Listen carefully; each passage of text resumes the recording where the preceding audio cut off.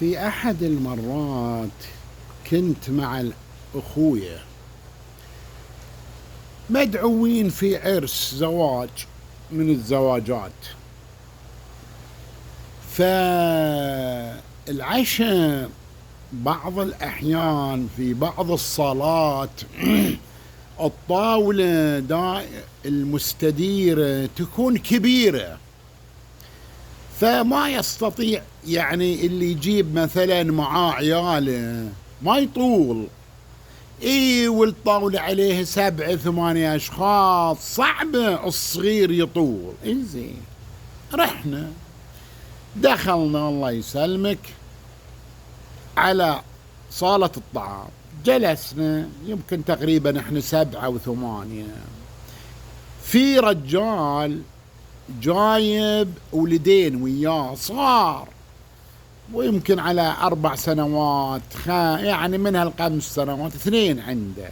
زين، جاء الله يسلمك أول ما جابوا الصينية زحف الصينية إلى جانبه، إلى جانب العيال، بحيث إنها بعدت عن الرجال اللي في مقابله.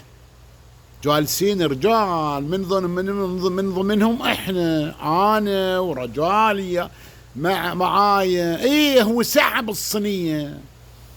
انزين، بحيث ان احنا صرنا احنا ما نطول الحين العشاء، ما نطول.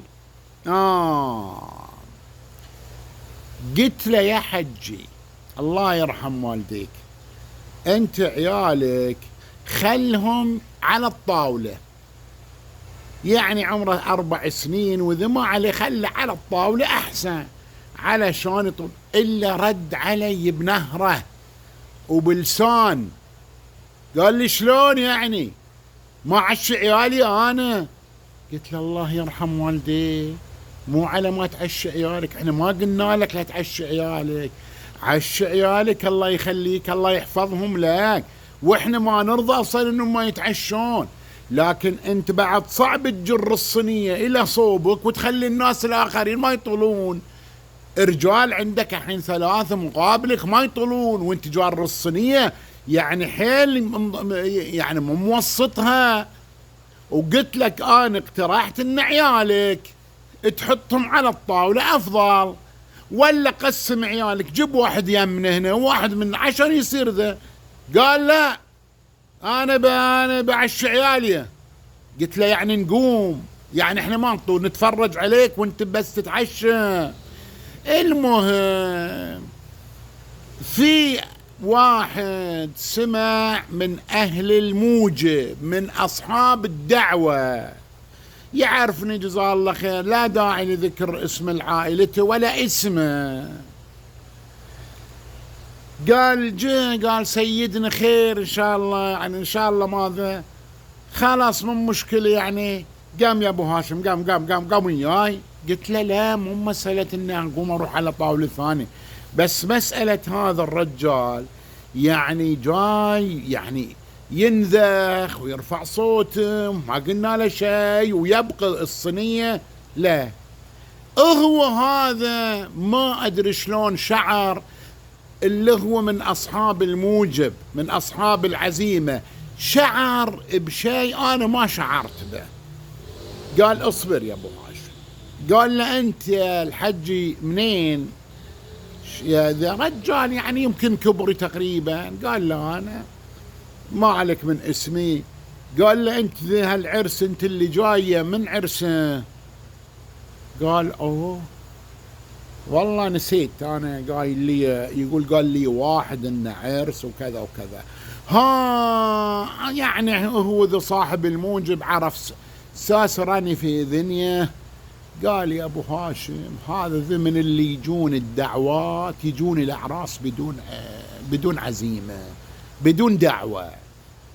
قلت له بس خلاص استر عليه، الله يرحم والديه، خله بس، واحنا قال عدل شغلك. يعني أنا أذكر لكم هالموقف، أنا يعني ما أدري إلى متى هؤلاء الطفيليون، هذا ذي يسمى طفيلي، الذي يأتي إلى دعوة عشاء بدون دعوة أصلا، ما حد عزمه ولا حد دعاه، لكنه يجي في العزايم، يجي في كل. ليش سمي طفيلي؟ نسبة إلى يقال إنه رجل طفيل اسمه طفيل في الكوفة، هذا يأتي إلى مآدب الطعام بدون دعوة، فسمي طفيلي.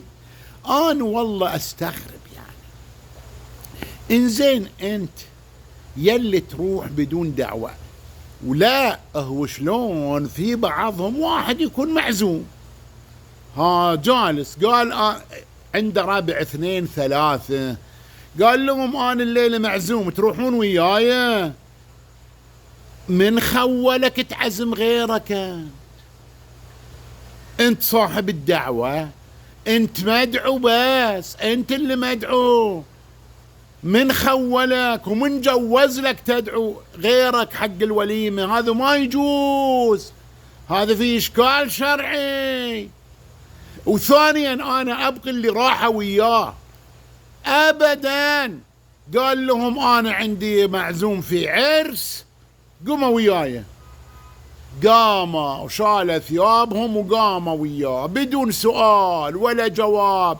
هل أنت وجهوا لك دعوة؟ قال لك مثلا اللي يعز عليك، جب أحد اللي يعز عليك مثلا، ما قالوا له، لا أبدا، شالوا شلاليهم وياه وراحوا. يا أخي هذا، يا أخي اتقوا الله، هذا في إشكال شرعي. الإمام الصادق عليه السلام يقول الطفيلي لا يؤكل معه ولا يؤذن له حتى يستأذن. في إشكال شرعي يضرب فيه المثل أطفل من طفيلي، هذا اللي ياكل مع كل ضرس. ليش؟ يعني أنت ما تعرف الحلال والحرام؟ هل اللي في بطنك يقول ما ملأ ابن آدم وعاء شر من بطنه، يقول النبي، كل لقمة تاكل أنت مسؤول عنها، والله سائلكم عن ذلك. لقمة ما دعاك، انزين. ولا انت مثلا انت ما تعرف، حتى لو مثلا انت تتحرى تقول صاحب الدعوة ذا اكيد بيرضى، عازم شم دراك انه بيرضى؟ عدل انت لو تحرز رضاه اجمالا نعم، لكن انت ما تعرفه عشان تحرز رضاه. انت تعرفه ما تعرفه عشان تحرز رضاه، شلون تروح اجل بدون دعوة؟ هل هو أذن لك؟ يمكن انه لا غير راضي، يمكن هو لو درى انه ما يرضى. طيب وين تودي وجهك قدام الله سبحانه وتعالى وانت بس ما همك الا تروح؟ لا، في ناس بعد يتصلون على الصالات كل ليلة جمعة وسبت في ليالي الإجازة، اتصل على صالة مذهلة، الو في الليل كان عرس، يسوي روحه كان في عرس كذا، قال يعمل روحه، قال له راعي المكتب هناك، لا والله ذا عرس كذا وكذا، وذا الليل كذا. يتصل على مثلا الجوهرة، صالة الجوهرة، يتصل على كريستال، يتصل على صالة الأحسن، بس هذا همهم يتصلون يشوفون اللي فيه العشاء، الأعراس اللي بتقام بدون عزيمة بدون دعوة، هذا لا يحرمون ولا يحللون بدون ما حد يدعوهم. هؤلاء طفيليون.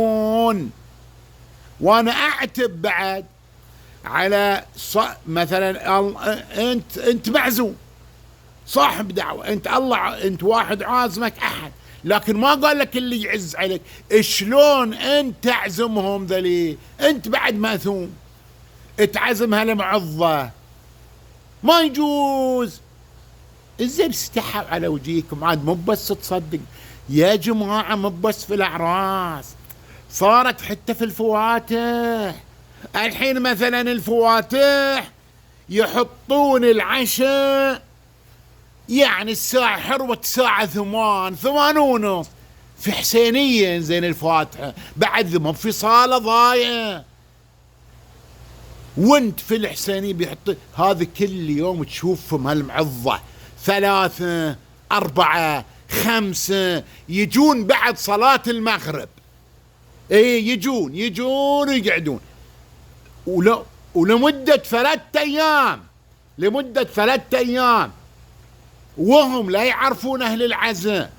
زين جيت عزيت أول يوم وتعشيت، شحقة بعد تجي كل ليلة، أذلك هو صاحب العزاء. إنا لله وإنا إليه راجعون.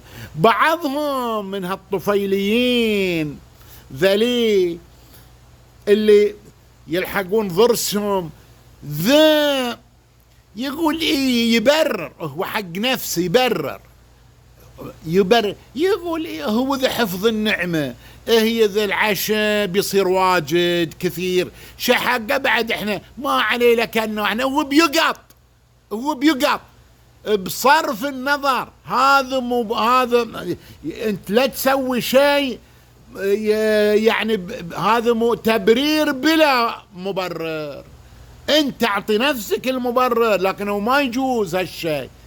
ايش عليك من المهم انه ما دعاك عاد زاد الطعام او نقص الطعام، انت ما مدعو. مثل ما يقول من جيل بلا دعوة بات بلا يفرش، انت جيت بلا يا اخي. اولا راعي الحلال والحرام في ذلك، ثانيا ترى الناس يعرفونك، والله العظيم الله يبينهم ذليل الناس، ما دام انك من مدعو انت ولا ليك ولا تجر لك جيش، اياك في العرس ربعك اللي في الاستراحة انت معزوم الحرش حقه تقول لهم تعالوا، اتعزمهم بدون دعوة، وذا لي أبا لا كرامة لا أبد قالوا يلا مع الخيل يا شقرة بنروح وياه احنا ناكل. لا يا أخي يا ابن عمي، راعي الحلال والحرام، خل عندك كرامة، لا تتكلم عند الناس، أنت مسائل عن ذلك يوم القيامة. اذهب إلى الآخرة نقي الثوب، ما يصير. لا حول ولا قوة.